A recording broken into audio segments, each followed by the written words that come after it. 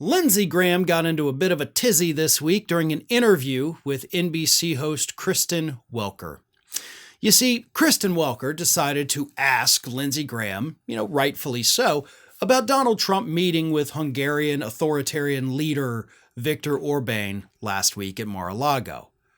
And things immediately got a little testy because Lindsey Graham does not stand for anybody suggesting anything unkind about Donald Trump. So here is how that exchange went down. Welker asked him, "Do you think Viktor Orban's leadership is something Trump aspires to do in a second term?" And Graham answered, "I think the best way to judge President Trump in his second term is by what he did in his first term. Russia didn't invade on President Trump's watch. Hamas didn't try to destroy Israel on his watch. The Taliban weren't in charge on his watch. So here's what I would say. If you're worried about the world being on fire, you're right. If you think Joe Biden's policies lack a deterrence and has weakened us in the eyes of our enemies, you're right. So if you want the world back in order, you better vote for Trump," Lindsey Graham says, completely ignoring the fact that she was like, "Hey, he just met with a fascist dictator. Isn't that an issue?" And Lindsey Graham's like, "Biden sucks." Okay, you're dancing around it. So Welker comes back.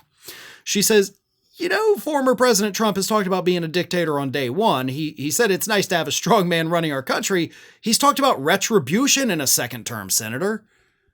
That's when Graham started to get even more angry. He said, "You know what he said? Retribution would be success. Did you know who knocked Trump off the ballot in Colorado? Who knocked Trump off the ballot in Maine? There's a liberal jihad against everything Trump. I'm not worried about Trump destroying democracy. I'm worried about Biden destroying the world."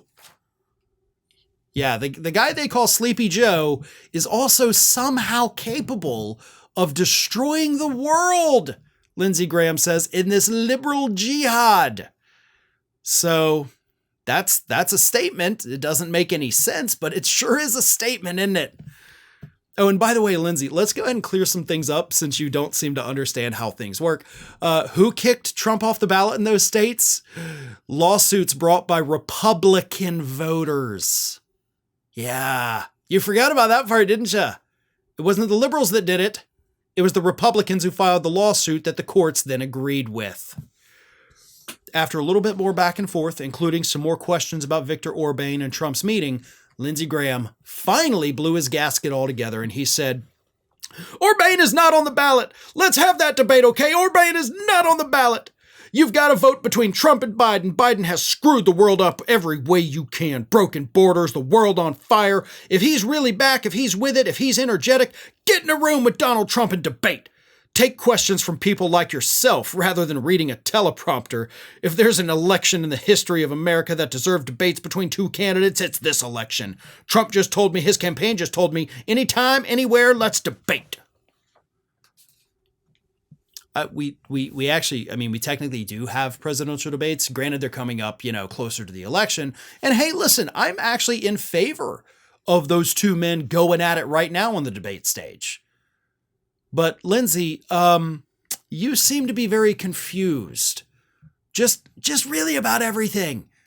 Because the question you were asked, and of course the question you did not answer, is why is Donald Trump being so cozy with the fascists? Why does he emulate them? Why does he idolize them? That is what you were asked, and instead all you know how to do, because you're not a smart man, was attack Biden using Trump's language that, according to you, they gave you. They told you what to say, and you went out there and said it like the good little lapdog that you are.